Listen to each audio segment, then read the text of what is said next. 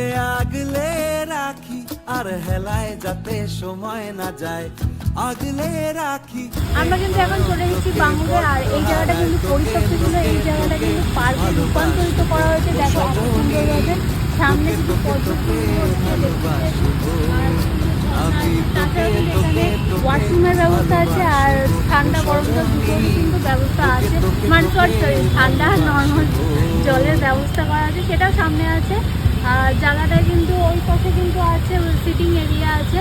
আর এই লেন্সটা ধরে কিন্তু অনেকেই কিন্তু জগিং করছে। জায়গাটা কিন্তু বেশ দারুণ আছে। আর এই জায়গাটা কোথায় এক্স্যাক্টলি লোকেশান কিন্তু আমি কিন্তু ভিডিওর নিচে দেওয়া থাকবে। আর ভিডিওটা ভালো লাগলে পরে লাইক শেয়ার অ্যান্ড সাবস্ক্রাইব করে দিও।